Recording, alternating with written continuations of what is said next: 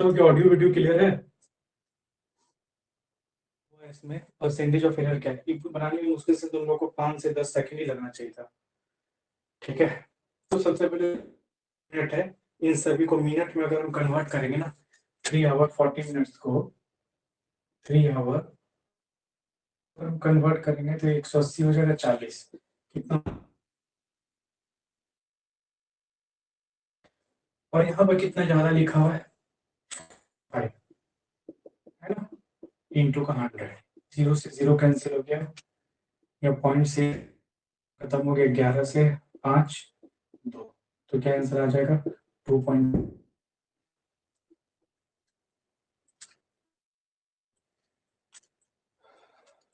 जवाब तुरंत आना चाहिए, स्पीड में कैलकुलेशन करो। The difference of two number is 15% of their sum. मान लो कि दो नंबर क्या है मेरा, ए और बी। क्या है? ए और बी। वो क्या है?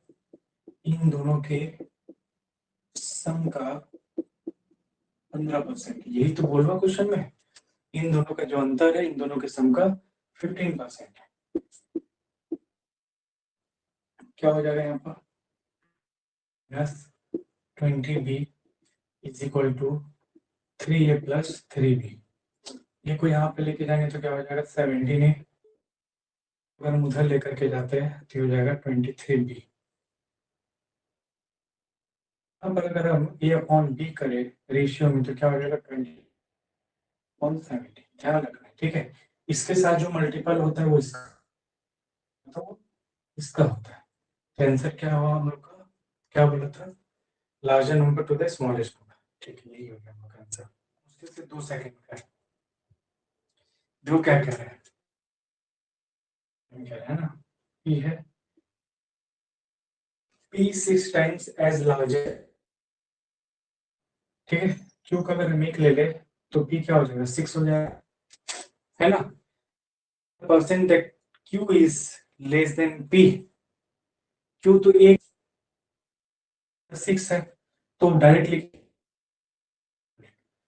अब तुम बताओ कि 1% होता है, तो अगर हम इसको पढ़ते तो हम एक 16/3%।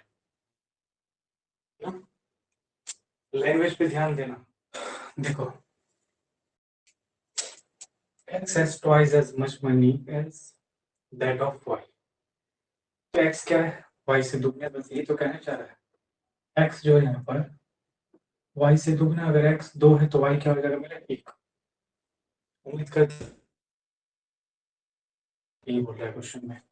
फिर कह रहा है कि y has 50% more money than. हमेशा ध्यान रखना, 50% बोला तो 50/100 सब में मत करना इस तरह। अपना कैलकुलेशन उसको देखेंगे। 50/100, तो 50/100 को फ्रैक्शन में हम जानते कि 1/2 लिखा जाएगा। किसका 50%?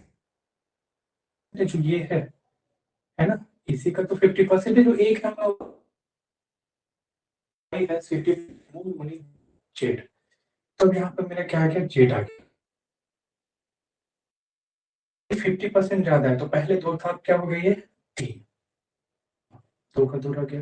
अब इसका 50% निकालो, एक आएगा, एक को 2 में जोड़ोगे 3। अब अगर ऐसा हो जाए तो इसका कैलकुलेशन कैसे करेंगे? है ना, इसका कैलकुलेशन कैसे करेंगे?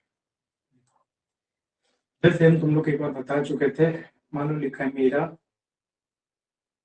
ठीक है, मेरा और तुम्हारा जो उम्र है उसका अनुपात दिया हुआ 3:2। कितना दिया हुआ? 3:2। अब हम बोले तुम्हारा और उसका, तुम्हारा और उसका कितना है? 3:1। इस कंडीशन में अगर हमने रेशियो दिया और तीनों का अगर हमको रेशियो निकाला है ऐसी कंडीशन में, तो हम क्या करेंगे? तो ये बताओ कि जो तुम्हारा है वो 2 और 3 तो नहीं हो सकता उम्र का रेशियो उसका, वो फिर होगा, क्योंकि तुम जबकि हम दो दो आदमी में तुलना कर रहे, इसीलिए रेशियो में डिफरेंस आ रहा। इसके क्या करेंगे कि इन दोनों को इक्वल करेंगे। इक्वल करने के लिए हमको क्या करना होगा? मल्टीप्लाई करेंगे इसमें 2 से। 3 और 2 जो होता है इसका एलसीएम 6 होता है। एलसीएम लेके दोनों को 6 में बनाएंगे। ठीक है, अब देखो कि यहाँ पर जो है हम 3 से मल्टीप्लाई किए, यहाँ जब यहाँ 2 से मल्टीप्लाई करेंगे ना तो यहाँ भी 2 से करेंगे, जब यहाँ 3 से करेंगे ना तो यहाँ भी 3 या 9, ये कितना हो जाएगा हम लोग का, 2 एकम 2। बताओ इतना समझ में आया कि नहीं आया? इतना समझ आया कि नहीं आया? मेरा तुम्हारा और उसका, तो मेरा तुम्हारा और उसका का रेशियो निकल के 9:6:2। ठीक है, बहुत आराम आराम से सीखना है और प्रैक्टिस करना है, और जहां दिक्कत हो हमसे पूछना, आराम आराम से पढ़ो, लेकिन ऐसा पढ़ो कि वो चीज दिमाग में अच्छे से बैठ जाए, निकल ना पाए। सेम इसमें करेंगे, वाई का 1 और 3, क्या ऐसा पॉसिबल है? तुम बोलेगा बेवकूफ है क्या, वाई का कैसे हो सकता है, वाई हमेशा 1 होगा, जबकि हम दो दो में निकाल रहे हैं ना, इसीलिए इस रेशियो का अंतर आ रहा है, एक्स वाई और वाई जेड में कर रहे हैं, इसीलिए ऐसा रेशियो आ रहा है। तो हम क्या करेंगे, इन दोनों, ठीक है, इन दोनों को इक्वल करेंगे। देखो ना यहाँ पे तो रिपीट कर रहे, एक बार यहाँ देखो, इन दोनों को क्या करेंगे हम, इक्वल करेंगे। देखो y का रेशियो क्या हमेशा अलग अलग हो सकता है, 1 और 3, या तो दोनों 3 होगा या तो दोनों 1 होगा। तो इस कंडीशन में हम लोग क्या करेंगे ना, इन दोनों को इक्वल करेंगे, इन दोनों को इक्वल करेंगे, ध्यान रखना जो 2 बार है, इन दोनों को इक्वल करेंगे। इक्वल करने के लिए दोनों का एलसीएम कितना आएगा, तो तुम्हारा जवाब होगा 3। तो इसमें 3 से मल्टीप्लाई करो, 3 बन गया, अब 3 3 हो गया, इसमें कुछ नहीं तो 1। अब यहाँ अगर हम 3 से मल्टीप्लाई किए तो यहाँ भी 3 से मल्टीप्लाई होगा ऊपर, अगर हम यहाँ 1 से मल्टीप्लाई किए तो यहाँ भी 1 से, 1 नहीं करते तो भी चलता। हम तुम लोग को समझाने के लिए इतना करेंगे तो इस सेकंड में आता है आंसर इसका। 3, ये हो गया हम लोग का 3, और ये हो गया हम लोग का 2, 6 3 2। बताओ इसमें दिक्कत है किसी को? 3 2, इसमें रेशियो इक्वल करने का एक तरीका है, और ये वाला जो है एलसीएम एचसीएफ में भी तुम लोग को हम पढ़ाए थे, याद होगा, है ना हिमानी, समझ में आया? रेशियो को इक्वल करना है और कुछ नहीं। एक ही आदमी का 2 रेशियो कैसे हो सकता है, 1 भी है और 3 भी है ना? तो इस कंडीशन में हम क्या करेंगे, दोनों जो बड़ा होगा वो बनाएंगे, तो इन दोनों का एलसीएम ले लो, 3 और 1 का एलसीएम क्या होगा, 3। तो इस कंडीशन में इसको 3 बना दिए बस, क्या, दोनों का एलसीएम ले लो, यहाँ 3 से मल्टीप्लाई किया तो यहाँ भी 3 से मल्टीप्लाई किया, यहाँ 1 से, यहाँ भी 1 से करना नहीं था, वही नंबर आता, लेकिन बस तुम लोग को समझाने के लिए किए। तो कितना है, 6 3 2, और 6 3 2 क्या बोल रहा है, एवरेज बोल रहा है क्वेश्चन में, कि इन एवरेज, अब एवरेज बोल रहा है तो ये बात, इनका अगर हम एवरेज निकालेंगे तो ये 3 हो जाएगा, इज इक्वल टू 110, है ना? 6 3 9 2 11, अगर हम इसको काटेंगे तो 10 होगा, और 10 3 से मल्टीप्लाई अगर करेंगे तो 30 आएगा।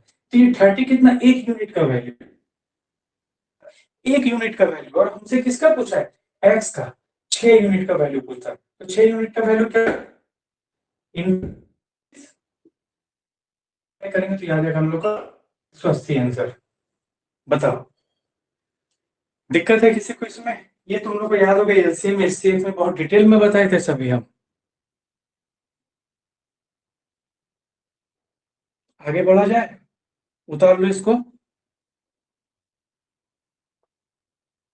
ये बहुत बड़ा बड़ा क्वेश्चन में जब फंसोगे, ऐसा रेशियो आएगा तो इसी सब मेथड से उसको निकालना है। मैथ सिर्फ एक प्रैक्टिस, और कुछ ध्यान रखना।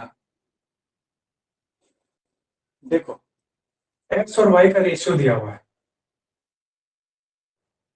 ठीक है, x as twice as much money as that of y, दूना है, तो एक्स वाई को 1 लेंगे, के लिए तो दूना एक्स हो गया। अब फिर कह रहा है कि y has 50% more money, more money, ठीक है, 50%, तो 50% को किया तो 1/2 आया, वाई 50% ज्यादा है, ये तो 50% है जो निकाला है, ये वो है, तो इन दोनों को जोड़ देंगे हम, तो ये हो गया वाई। अब तो ये जो 2 बचा मेरा, ये हो गया हम लोग का जेड, 2 का 50% निकालो, 1 आएगा, 1 को जोड़ो 2 में 3 आएगा, वही क्वेश्चन में बोल रहा है कि वाई हैज 50% मोर, जितना है उसमें 50 और, तो भाई तो 2 ही था ना, उसमें और जोड़ दिए, जेड को हम लोग 2 ले लिए। इसको प्रैक्टिस करके समझने की कोशिश करोगे तो आएगा। अब यहाँ पे जब रेशियो निकाले एक्स वाई वाई जेड का, एक्स वाई वाई जेड का, तो वाई का 2 वैल्यू पॉसिबल रहेंगे, ऐसा समझ में आएगा। बिल्कुल नहीं, रेशियो सेम होना चाहिए था, यहाँ अगर 3 है तो यहाँ भी 3 होना चाहिए था, लेकिन ऐसा नहीं हुआ। ऐसा इसलिए नहीं हुआ, इसका मतलब ये कि हम लोग रेशियो इक्वल नहीं है, रेशियो को इक्वल करेंगे। तो यहाँ जब हम देखें 3 और 1 है, 3 दोनों का हम एलसीएम लिए, एलसीएम लेंगे तो क्या आएगा, 3 ही आएगा, तो यहाँ भी 3 से मल्टीप्लाई किए, और यहाँ पर हम 1 से मल्टीप्लाई किए अपने मन से, ताकि तुमको समझ में आए। अब यहाँ अगर मल्टीप्लाई जितना से करेंगे उतना ही ऊपर में दूसरे में भी करेंगे, यहाँ 3 से तो यहाँ भी 1 से, 3 का 3 रेशियो बना, 3 दूनी 6 बन गया। अब ये इनका रेशियो बोल रहा है कि और देन एवरेज मनी है, तीनों का एवरेज मनी 110 है। तो एवरेज निकालने का फॉर्मूला क्या होता है, जितना होगा उतना डिवाइडेड बाय 3, जितना 4 हो जाता। अगर 5 आदमी होता, एक्स वाई जेड सब होता, 5 आदमी होता तो डिवाइड बाय 3, इसलिए डिवाइड बाय 3 के 3 यहाँ मल्टीप्लाई हो जाएगा, 6 3 9 2 11, 11 अगर 110 के बराबर कितने के 10 के, तो यहाँ 3 है तो 3 से मल्टीप्लाई हो गया। तो एक यूनिट का आया मेरा 30 रुपया, एक यूनिट का आया मेरा 30 रुपया। तो 6 यूनिट का क्या होगा, एक्स का वैल्यू 6 यूनिट का, तो 180 रुपया। देखो सफिशिएंट टाइम मिल गया। वॉइस ब्रेक हो रहा है, बताओ तो क्लियर है कि नहीं वॉइस?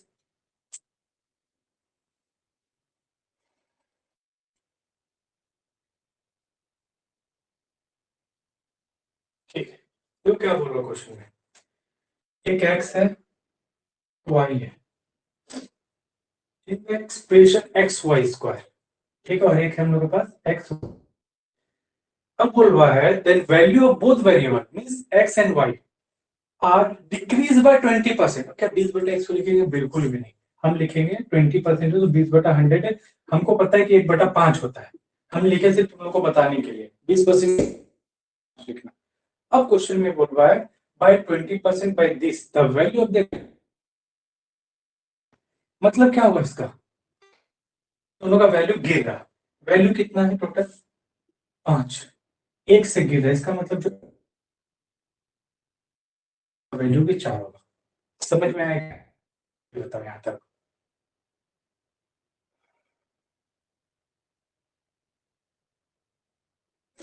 या यहाँ पहले ये बताओ बोलेंगे।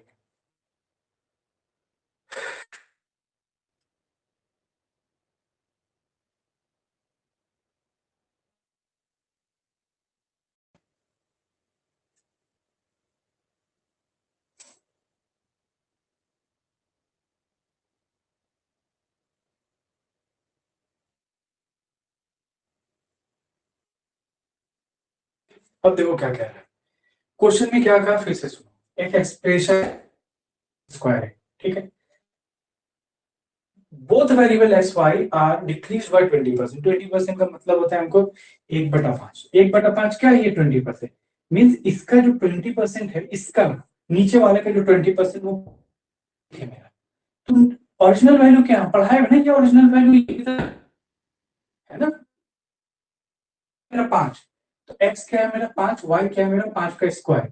अब अगर हम इसका वैल्यू निकालेंगे तो 125 आया, ठीक है, 125 आया कि 20% दोनों गिर गया।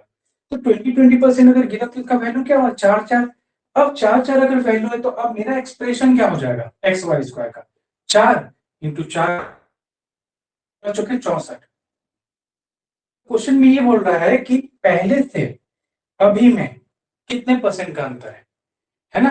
तो 125 और 4 1 5 6 6 12 61 का 61 का अंतर है, किसके अकॉर्डिंग निकालना है, इसके अकॉर्डिंग निकालना है 125 के इंटू 100। देखो कभी अगर फ्रैक्शन में नहीं आया, कभी फ्रैक्शन में नहीं आ रहा, हम लोग जो फ्रैक्शन पढ़े उसमें नहीं आ रहा। 25 चौके 100, 25 25 125, 4 एकम 4, 6 चौक 24, क्या आ जाएगा आंसर, 5 चौके 20, 4 5 8 40, 0 5 8 40।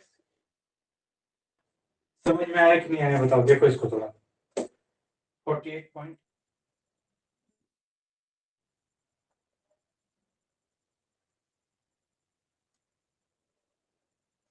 चलो देखो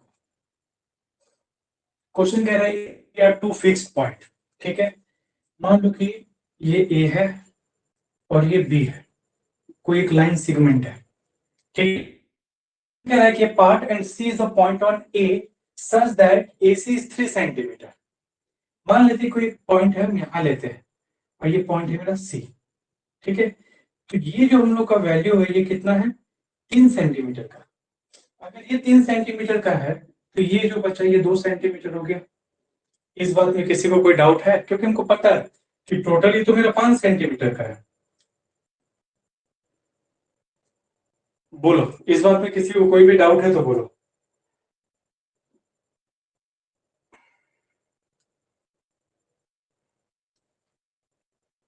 नहीं, किसी को नहीं है। यहीं से इक्वेशन बनता है। अब समझो, मान यहाँ कोई एक पॉइंट ले लिए, ठीक है, जिसका वैल्यू है 3.5। अगर ऐसा होता है, अगर ऐसा होता है ये 3.5 है, तो तुम आराम से ये बात बता दो कि इसका वैल्यू क्या होगा।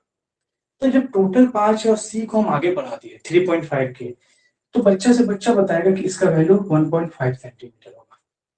होगा कि नहीं होगा? होगा कि नहीं होगा, ये बताओ सबसे पहले। बिल्कुल। तो यहाँ पर एक चीज हम लोग का जो कॉमन है वो ये देखना है कि यहाँ पर आ रहा इंक्रीज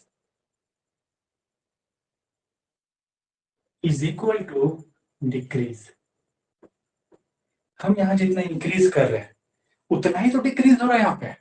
अगर यहाँ पे हम पॉइंट कहीं, पॉइंट घट गया तो उससे, अब देखो कितना इजी हो गया। क्या बोला क्वेश्चन में कि किसी का कितना बढ़ाया जा रहा है, 6% बढ़ाया गया। तो जो 6% बढ़ाएगा वही तो यहाँ घटेगा, है ना, वही तो यहाँ घटेगा। तो 2 का x%, एक्स जी कट गया, मतलब 0 0, ये हो जाएगा हम लोग का 2 3 6। तो x का वैल्यू क्या आ गया, 9, मीन्स 9% आंसर आ गया मेरा। इनको बताने का है मेरा कि परसेंट में इसको फ्रैक्शन में क्या लिखें। डायरेक्ट इसको बैठा देंगे हम लोग 1/24 इंटू 4800 स्क्वायर पर अपन 70 इंटू 5100। यहाँ से काट देंगे 51, यहाँ से काट देंगे 2, 3 और 2 500 आंसर आ गया मेरा, है ना। इसे हम डायरेक्ट देख कर भी लिख सकते थे 500। ठीक है, अगला क्वेश्चन कराते हैं।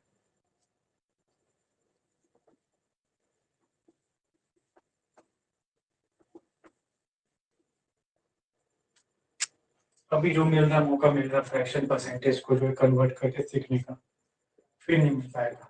40% of 140 is equal to x. X का वैल्यू क्या होगा था? 40% को हम क्या लिखते हैं, 0 0 दोनों चार दो बचे पाए, दोनों बोलेंगे 2/5 लिखेंगे, है ना। तो 2/5 इंटू 140, 5 से काट दिए, 5 2 10 5 8 40 28 2 56, 56, है ना, 56 आएगा। देखो 1 आवर कितना है, 77/2, ठीक। 1 घंटा 45 मिनट, 1 घंटा 60 और 45 minute, 6 4 10 105, 105 minute divided by 24 into 60 into 100। 0 से 0 कैंसिल हो जाएगा, ये 3 8 24, 3 3 3 15, 2 3 6 5 10, कटेगा नहीं है।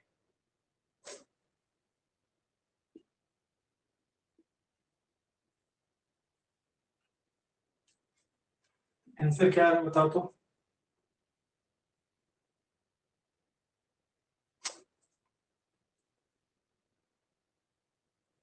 175, 24 इंटू 60, है ना। 0 0 कैंसिल आउट हो गया, 2 थे 6 2 बचे 10, ठीक है। इसको अगर हम करेंगे 3 8 24, 3 3 3 बचे 15, और कटेगा कहीं 175/24, ये आ रहा है, कटेगा ये,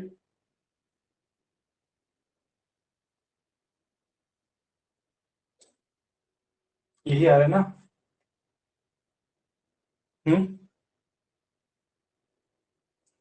बस छोड़ दो, यहीं पे यही परसेंट इसको निकालेगा, है ना। तो पॉइंट 65 ग्राम जो है वो 2 kg का कितना परसेंट है, क्वेश्चन बस यही है। तो 65 का 65 है, ऑफ किसके अकॉर्डिंग है, 2 के, 2000 हो जाएगा ग्राम इंटू का 100। 0 से 0 कटा, 0 से 0 कटा। अब देखो ये ऐसा कंडीशन में, अगर ऐसा में जब भी आता है ना तो इसको तोड़ दो, 2 और 10 में, 10 से इसको डिवाइड करोगे तो, 2 से अगर इसको डिवाइड करोगे तो 2 3 6 2 2 4 2 5 10, पॉइंट यहाँ है, 10 के लिए पॉइंट यहाँ लगा दो, 3.25 आंसर हो जाएगा मेरा, ठीक है, 3.25%। देखो अब आधा परसेंट है, आधा परसेंट मतलब क्या हुआ, 0.5%। परसेंट को हटा दो, क्या बैठा है यहाँ पे मेरा 100। तुमको पता है कि ये यहाँ पे क्या है मेरा 0.5, है ना। ऐसा कंडीशन में मेरा 0.5। अब अगर हम 100 से डिवाइड करते हैं इसको, तो इस कंडीशन में क्या होगा, ये इस तरफ जाएगा, राइट की तरफ जाएगा। तो यहाँ पे मेरा पॉइंट है 0. है ना, 0.05, 2 0 है ना। तो ये आगे पॉइंट से पहले 2 0 आ जाएगा हम लोगों का, ठीक है। ये हो जाएगा हमारा आंसर 0.005। क्योंकि 2 पॉइंट है तो 2 पॉइंट यहाँ पे 0 बैठा दिया, क्या, क्योंकि पता है कि पॉइंट की इधर 0 का कोई वैल्यू नहीं होता है, इस 0 का कोई वैल्यू नहीं है। 0.5 भी लिखते तो चलता, तुमको 0 के लिए तो 5 को उधर खिसकाना होगा, इसीलिए हम 2 0 बीच में लेकर। देखो यहाँ पे किसका बात हो रहा है, तुलसीराम और कश्यप का। क्वेश्चन में कह रहा है कि Tulsiram salary 20% more than that of Kashyap salary, है ना। तुलसीराम सैलरी 20% मोर है किसके, कश्यप का। तो 20% अगर हम निकालते हैं, कितना आ जाता है हम लोग का, तो तुम्हारा जवाब होगा 1/5। एग्जाम में ऐसे नहीं लिखेंगे, डायरेक्ट 1/5 लिखेंगे, ठीक है। तो 1/5 इसका मतलब क्या हुआ है, इसका मतलब क्या हुआ 1/5 आया हम लोग का। इसका मतलब क्या हुआ कि इसका, ये मेरा ओरिजिनल वैल्यू, ये मेरा रिजल्टिंग वैल्यू, इसका मीन्स 5 का जो 20% है वो 1 है, 5 का जो 20% है वो 1 है। ये बात हम तुम लोग को बता चुके हैं। और ये क्या हो जाएगा 6 फिर, तो कश्यप का 5। बताओ किसी को कोई दिक्कत है इसमें, ऐसे किसी को भी कोई दिक्कत है तो बोलो।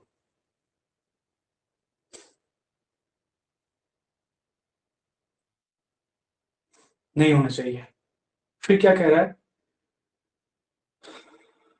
कश्यप सर, ठीक है। इफ तुलसीराम से 720, ये तुलसीराम का बचत है कितना, 720 रुपया इसका बचत है, which is 4% of his salary. 4% of his salary, 4% को हम क्या लिख सकते हैं, 4% को हम एक बार में लिख सकते हैं 1/25, मीन्स ये ओरिजिनल वैल्यू है। और ये क्या है इसका, एक क्या है इसका, एक इसका बचत है। तो एक बराबर है किसके, 720 के, क्योंकि यहाँ पे बचत क्या है हम लोग का 720 है ना। आप समझ में आ रहा है कि नहीं आ रहा, पहले ये बताओ। यहाँ पे जो मेरा एक है, यहाँ पे जो मेरा एक है, यही तो बचत है ना। ये जो मेरा एक है यही तो बचत है, और बचत कितना है मेरा 720 उसके सैलरी का। तो ओरिजिनल वैल्यू कितना है मेरा 25। ये कितना हो जाएगा 720 × 25, ये इसका सैलरी हो गया। कर रहे हैं क्या हुआ, 720 × 25 जो कर, ये पूरा वैल्यू है मेरा 6 यूनिट का, है ना। क्योंकि जो इसका सैलरी है 6:5 में है, 6:5 में। यहाँ जब ये सेविंग कर रहा है तो एक बराबर इसका 720 है, क्योंकि यही तो सेविंग कर रहा है 4%। तो इसका ओरिजिनल वैल्यू क्या 25 के बराबर होगा, तो 720 × 25 करेंगे तो इसमें तुलसीराम का सैलरी आ रहा है मेरा, है ना। तुलसीराम सैलरी इज 20%, ठीक है, तुलसीराम का सैलरी आ रहा है। अगर सैलरी इसका 6 यूनिट के बराबर है तो 5 यूनिट क्या होगा, क्वेश्चन सिर्फ ये है। इसको 6 से डिवाइड करेंगे, 5 से मल्टीप्लाई करेंगे,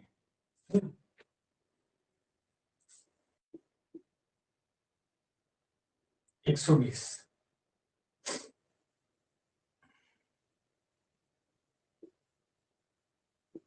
600 × 25, मल्टीप्लाई में कहीं गलत हो रहा है। 25 के क्या हो जाएगा हम लोग का 150, मल्टीप्लाई में कहीं गलत हो रहा है, 15,000, है ना। चला गया। इसको हम दो तरीके से बना सकते हैं, है ना। कितना सैलरी बोल रहा है, 10% ज्यादा, 10% को हम क्या लिख सकते हैं, 1/10, है ना। ये क्या है मेरा, पहले का सैलरी है, एक से मेरा इंक्रीज हो रहा है। और सैलरी कितना है मेरा टोटल 88,000।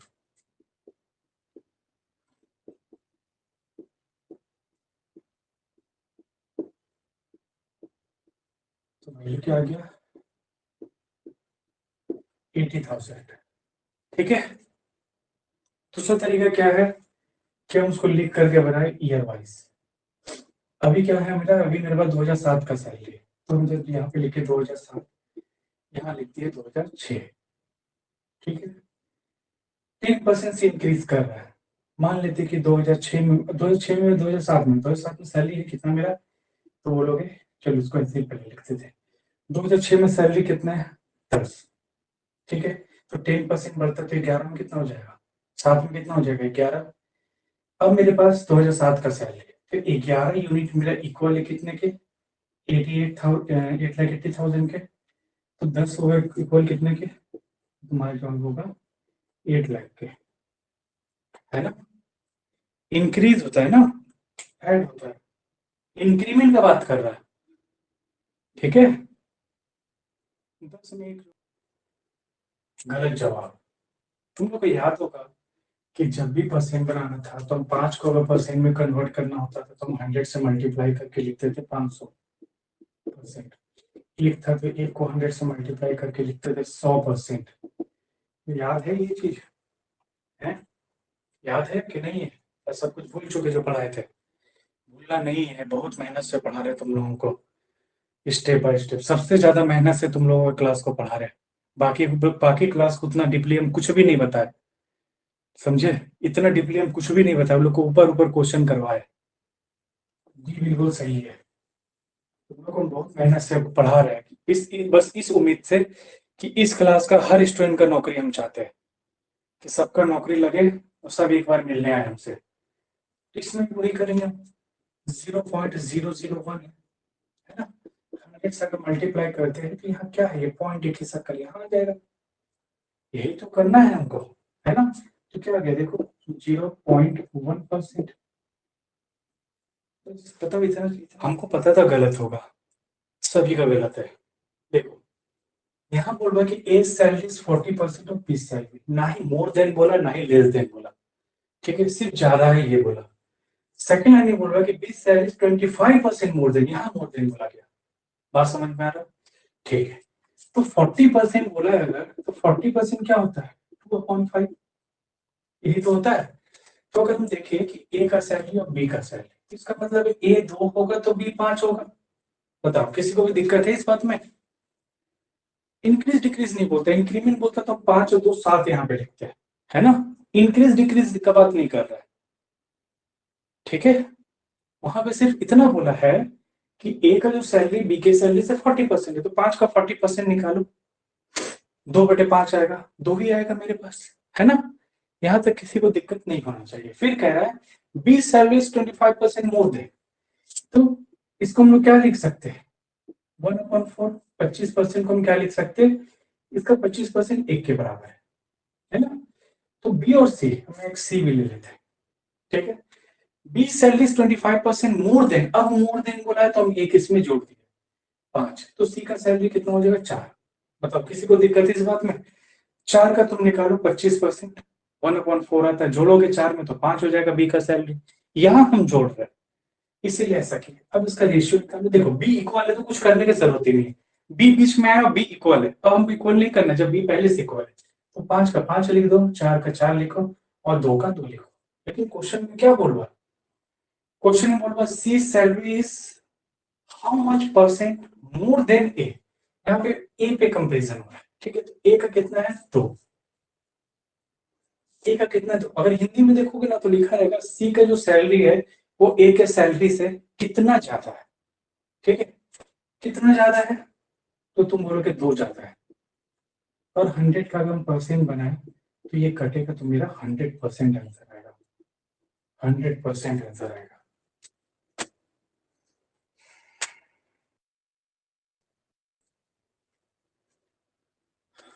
बताओ क्लियर है, बिल्कुल 100%।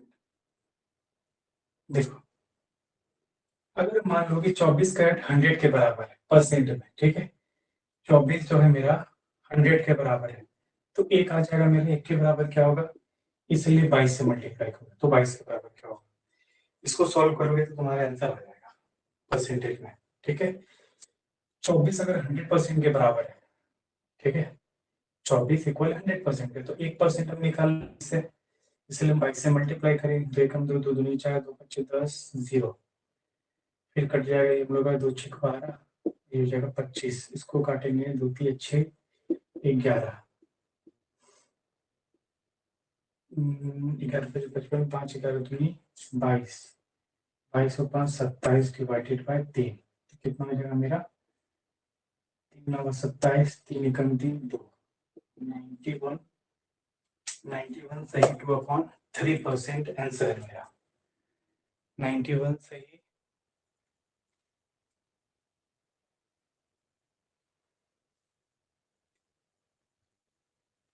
बहुत बढ़िया।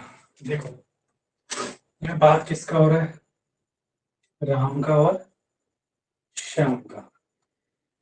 बोल रहे हैं कि दोनों का सैलरी इक्वल है, तो इक्वल है तो मान लेते हैं कि 100 यूनिट होगा, दोनों का सैलरी 100 होगा, ठीक है। तो 14% राम का है, 22% श्याम का है, काटेंगे तो क्या आ गया 7 और 11। अब सेविंग दिया हुआ है, इन दोनों का सेविंग 7 और 11 के अनुपात में। अब देखो इसका सेविंग दिया हुआ है, किसका, श्याम का सेविंग। अगर 11 यूनिट इक्वल है 1540 के, तो 1 यूनिट होगा इक्वल कितने के। अगर 1 यूनिट को 7 से मल्टीप्लाई करेंगे तो राम का निकल गया मेरा यहाँ पर, है ना। तो 1540 डिवाइडेड बाय 11, 140, 140, हम इसमें मल्टीप्लाई करेंगे तो कितना आ जाएगा, 7 का 0, 7 चौका 28 का 8, 980। राम का सेविंग कितना है 980 रुपए, ज्यादा सभी आएंगे। देखो क्या बोल रहे क्वेश्चन में, ए का 120% इक्वल है किसका, बी का 80% के। परसेंट निकालने का जरूरत नहीं, परसेंट परसेंट कट गया, 0 से 0 कट गया, इसको अगर हम काट देंगे तो 4 दुनिया 4 के 12, ठीक है। तो 100 नीचे काटने तो लिखने का क्या जरूरत है। तो हमको पता है कि ए अपॉन अगर बी होगा तो ए का वैल्यू ये वाला हो जाएगा और बी का वैल्यू ये हो जाएगा। हमसे क्या पूछा है, बी प्लस है, 3 और 2 को जोड़ेंगे 5, बी माइनस है 1, तो आंसर क्या हो जाएगा 5। क्वेश्चन बीच में आ सकता है एग्जाम में, ठीक है। मतलब क्वेश्चन नहीं आएगा बीच में, ऐसे क्वेश्चन मिल सकता है क्वेश्चन के बीच में, जब तुम सॉल्व करो तो क्या करेंगे। देखो बोल रहा है कि ए का 30% अगर हम बी के 40% में अगर हम जोड़ते हैं तो मेरा जो रिजल्ट आता है, जो मेरा रिजल्ट आएगा वो बी का 80% आएगा। यही बोल रहा है क्वेश्चन में। बताओ, ए का जो हम लोग का 30% है, ए का जो हम लोग का 30% है वो बी के 40% जोड़े तो बी का 80% बनता है, ठीक है। अब इसको हम यहाँ जाके माइनस कर देंगे, तो यहाँ पर एक लाइन और बढ़ा देते हैं फिर समझाएंगे। ए का और यहाँ पे आ जाएगा बी का 40/100, कभी 40 यहाँ जाके माइनस हो जाएगा 80 में, तो 40 बचेगा, ठीक है। 100 से 100 कट गया, 0 से 0 कट गया, तो ए अपॉन बी अगर हम लिखेंगे तो ये आ जाएगा मेरा 4 और 3। कुछ नहीं बोलवा ऑफ ए का कितना परसेंट है, ठीक है। ए कितना है 4, जिसमें ऑफ उसको नीचे रखेंगे 3 इंटू का 100, 4 से हम लोग काट देंगे तो ये हो जाएगा हम लोग का 75%, ठीक है। अब देखो इसमें समझने लायक क्या बात था, हम इतना लाइन बनाए, एग्जाम में ऐसा बनाना था बिल्कुल भी नहीं बनाना। यहाँ पर एक बात बोला है, गौर करना इस बात पे कि if 30% of A, if 30% of A added in 40% of B, then B is equal to 80%। तो ऐसा होने का क्या रीजन है, ऐसा होने का क्या रीजन है, सोचो कि अगर हम B के 40%, ध्यान से सुनना, B के 40% में अगर A का 30% जोड़ते हैं तो B का 80% बनता है, ठीक है। तो क्या इसमें ये बात है नहीं कि A का जो 30% है, ए का जो 30% है वो इक्वल होगा बी के 40% से, वही तो बात हो रहा है ना। देखो 40% यहाँ भी है, 80 में से 40% यहाँ भी है, तो बचा क्या 40, तो वही तो ए का 30% के इक्वल, जो हम इतना किए हम लोग डायरेक्ट ये बात लिख सकते थे, ए का 30 इज इक्वल टू बी का 40, ए का 0 0 काट तो डायरेक्ट मेरा ए का 4 बी का 3 आ जाता। बात समझे, बात समझ में आया कि नहीं आया ये बताओ।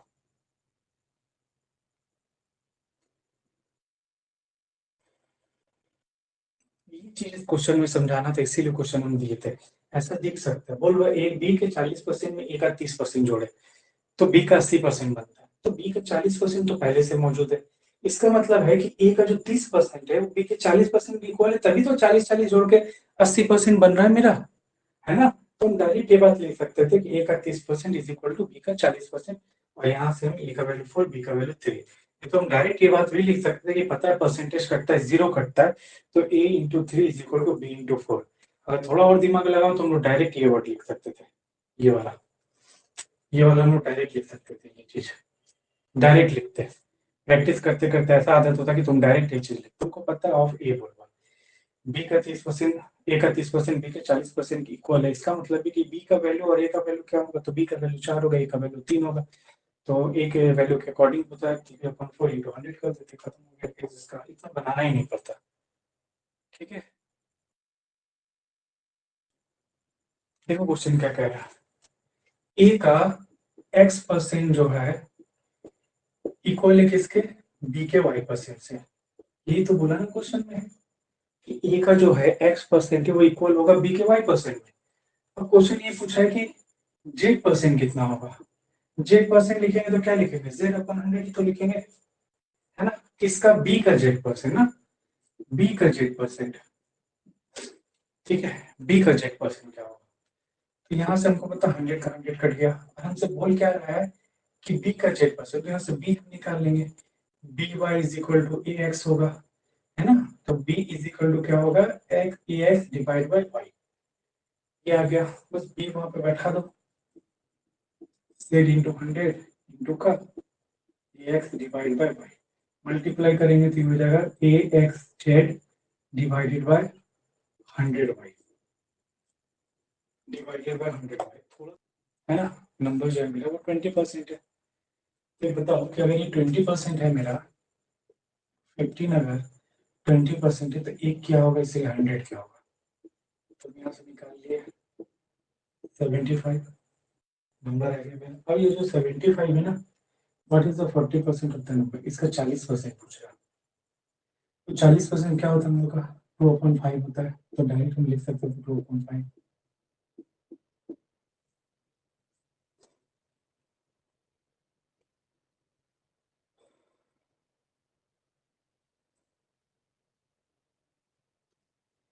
25 दिया 75, है ना। 25 चौके 100, 4 से काट देंगे 10 पर, कितना आ गया 30, ठीक है। आगे बढ़े, छोटा सा क्वेश्चन है, तुम लोगों को पता भी होगा ये एक सर्कल है, ठीक है। ये क्या है मेरा रेडियस, ये आर क्या है रेडियस। बोला base radius of a circle is increase by 25%, radius को 25% से बढ़ा दिया गया। जो 25% है मेरा, इस 25% हमको क्या लिख सकते हैं, 1/4, यही तो 25% उसका रिजल्ट हम लोग का 1, ठीक है। तो यहाँ पर मेरा दो सर्कल बन रहा है, पहले यहाँ मेरा दो सर्कल बन रहा है, और एरिया जो है इसका, अब क्वेश्चन में ये पूछ रहा है कि अगर रेडियस 25% से बढ़ा दिया जाए तो इसके एरिया में क्या चेंज आएगा, कितने परसेंट का चेंज आएगा। हमको पता है कि सर्कल का जो एरिया होता है वो पाई आर स्क्वायर होता है, ठीक है। The base radius of a circle is increase by 25%, है ना, इंक्रीज बाय 25%। अगर 25% से इंक्रीज करा तो पहले क्या होगा, पहले 4 होगा, पहले क्या होगा रेडियस, पहले का रेडियस 4 होगा, फिर दूसरा रेडियस क्या हो गया मेरा 5। किसी को कोई दिक्कत है इस बात में,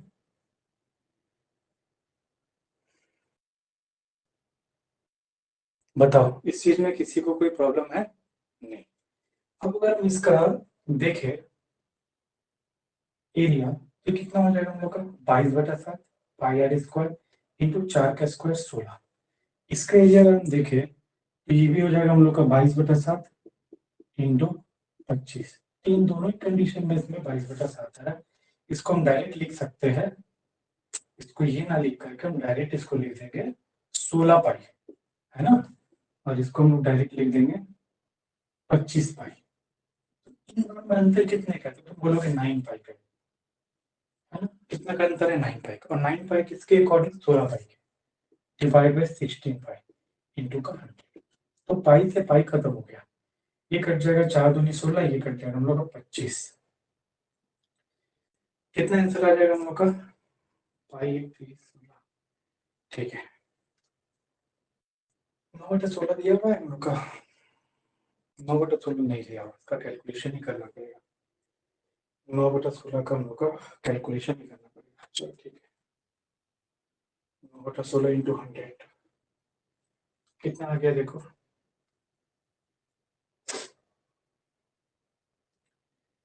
9×45 का 5 4 9 दूनी 58 21 22 225 डिवाइडेड बाई 2। कुछ गलत हो रहा है हमको लग रहा है। बोले ना, हाँ यार 2 लिखे 4 हो गए ना, 4 चौके 16 और 25। ठीक है, सब ठीक कर लेना। तो अगर हम डिवाइड करें ये हो जाएगा मेरा 4×5 = 20 और 4×6 = 24। 4×6 = 24 1/4। देखो तो 56 1/4 आ गया क्या आंसर? परसेंट 56 1/4%। ठीक है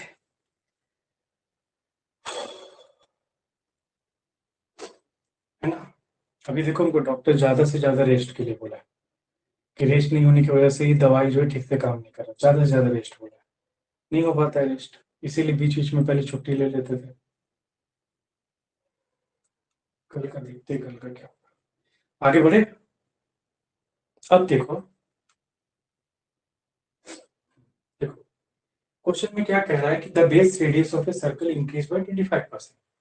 इसका बेस आर कुछ होगा, 25% निकाले तो 1/4 है।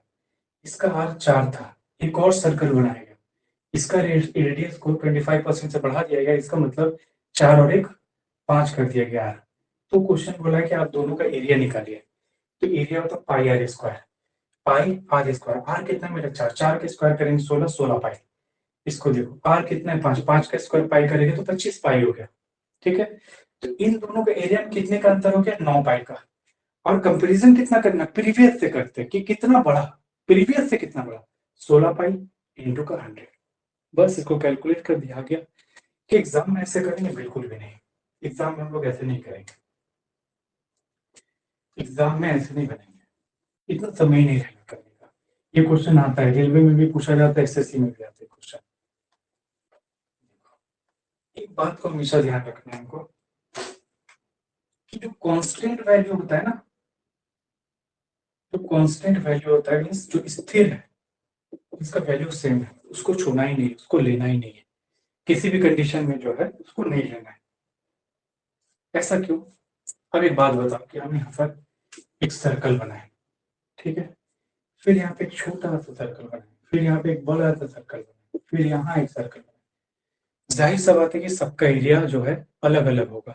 ठीक है, लेकिन यहाँ पे जो रेडियस है आर है, और सबका फॉर्मूला यही होता है pi r square, pi r square, pi r square और पाई आर स्क्वायर। तो पाई सभी में है ना, पाई सभी में, पाई यहाँ मेरा कांस्टेंट है, स्थिर है, पाई का मान बदल नहीं सकता। पाई सभी में बदलता क्या है? तो बदलता मेरा आर स्क्वायर है, आर बदलता है मेरा। ठीक है, बदलेगा क्या मेरा आर। तो हम पाई ना लिख करके डायरेक्ट आर का वैल्यू लेंगे। 25% बोला तो यहाँ पर हम क्या करते हैं कि 25% बोला तो हम डायरेक्ट बोलते 1/4। इसका मतलब है कि पहले वाला जरूर मेरा 16 होगा, 4 और 1 5, दूसरा होगा 25। इन दोनों का अंतर है 9, इन दोनों का अंतर है हम लोग का 9, और हमको 16 में कंपेरिजन करना इंटू का 100। और यहाँ से हम लोग जो है 56 1/4 जो है आंसर ले आएंगे परसेंट। इतना बनाने का कुछ जरूरत नहीं होगा। बात समझे कि नहीं, ये बताओ। बात हल्का है लेकिन बहुत इंपॉर्टेंट है, काफी टाइम टेकन होता है इसमें। बात समझे कि नहीं, है ना। अभी सब ज्योमेट्री में जाएंगे तो वहां भी समझेंगे इस चीज को। देखो जो कांस्टेंट होता है, कांस्टेंट जो वैल्यू होता है हम लोग का, किस किस में इस चीज को जानना है। ठीक है, ये जो कांस्टेंट जो होता है हम लोग का किस में होता है, हमेशा याद रखना, जिसमें हमको तुलना करना पड़े। ठीक है, कंपेयर, जहां कंपेयर होता है ना, तुलना जहां होता है, वहां कांस्टेंट वैल्यू हम लोग का स्थिर होता है। ठीक है, तो क्या क्या कंपेयर, किस किस में कंपेयर होता है? तो पहला हम लोग का कंपेयर होता है परसेंटेज में। ठीक है, दूसरा कंपेयर हो जाता है हम लोग का रेशियो में, है ना। थर्ड हम लोग का कंपेयर हो जाता है फ्रैक्शन में, है ना, फ्रैक्शन में कंपेयर होता है। ये बता रहे क्योंकि बहुत इंपॉर्टेंट है। मेन है अनुपात और प्रतिशत में, इन तीनों में हम लोग का कंपेरिजन होता है, तुलना होता है। ठीक है, प्रतिशत में कैसे होता है, जैसे बोल देगा कि उसके जो एज है, मान लो कि कुछ भी एज मान लेते, एक ही मान लेते, बोलेगा कि 25% ज्यादा है एज का, उसके एज का। मान लेते हैं कि मेरा एज जो है उसके एज का, मेरा एज उसके एज से 25% ज्यादा है, तो हम 25% देखें तो 25% को 1/4 लेते हैं, है ना। मेरा एज उससे 25% ज्यादा है, इसका मतलब इसका 4 है तो मेरा 5 है। तो यहाँ इस चीज का कंपेरिजन हुआ परसेंटेज में, यहाँ पे भी मेरा वैल्यू कांस्टेंट होता है। ठीक है, यहाँ पे मेरा वैल्यू कांस्टेंट होता है। रेशियो, रेशियो में कैसे होता है, हम जैसे बोले कि मेरा और आपका, ठीक है, हम बोले कि मेरा और आपका जो एज है, मेरा और आपका जो एज है वो जो है 3:2 है। यहाँ पे मेरा कंपेरिजन हो रहा है, कैसे कंपेरिजन हो रहा है, मेरा एज अगर मान लो कि 27 साल है या 30 साल है, मान लो मेरा एज अगर 30 साल है, तो यहाँ हम कंपेरिजन के 3 30 के इक्वल है, तो एक इक्वल होगा 10 के, इसलिए 2 इक्वल होगा 20 के, इनका एज है 20 साल। ठीक है, मीन फ्रैक्शन में भी हम लोग का कंपेयर होता है कि कुछ भी बोल देता है कि उसका जैसे मान लो एज का 4/5 है, उसके एज का 4/5 है, 4/5 है, इसका मतलब क्या हुआ, हम्म? उसके एज का 4/5, इसका मतलब क्या होगा, अगर हम बोले कि एक एक का जो बी का जो एज है, एक एज का 4/5 है, किसका, बी का एज, बी का एज का एक एज का 4/5 है ना। ए का एज जो है, बी का एज जो है एक ही बैच का, एक एज का 4/5 है। तो मान लो कि इसका अगर ए है और इसका हम अगर कैलकुलेशन करें तो क्या कर सकते हैं, तो इसको ऐसे ही ना लिखेंगे कि 4A is equal to 5B, और यहाँ ए का वैल्यू हम निकाल लेंगे 5 है, बी का वैल्यू यहाँ से निकालेंगे 4 है। तो इस कंडीशन में भी मेरा कांस्टेंट है 1। बात समझ में आ रहा है, बात समझ में आया कि नहीं आया ये बताओ। इसलिए इतना एक्सप्लेनेशन किया, परसेंटेज में, रेशियो में और फ्रैक्शन में, इन तीनों में हम लोग का कंपैरिजन होता है। ठीक है, और इस चीज को हम बता देते हैं कि जब हम लोग का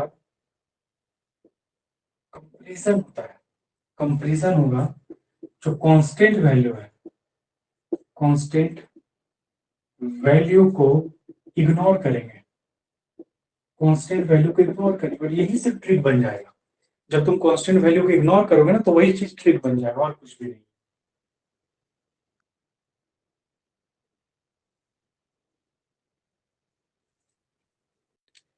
10% सही है।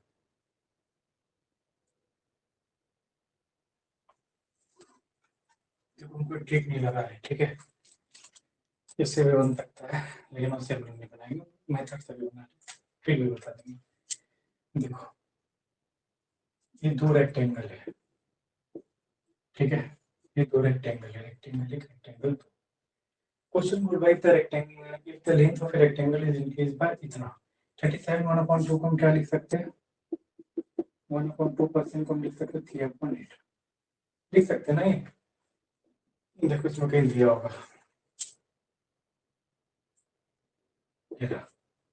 3/8, इसका मतलब क्या हुआ, इसका मतलब सिर्फ इतना कि ये मेरा लेंथ है, ये मेरा ब्रेथ है, ये मेरा लेंथ है, ये मेरा ब्रेथ।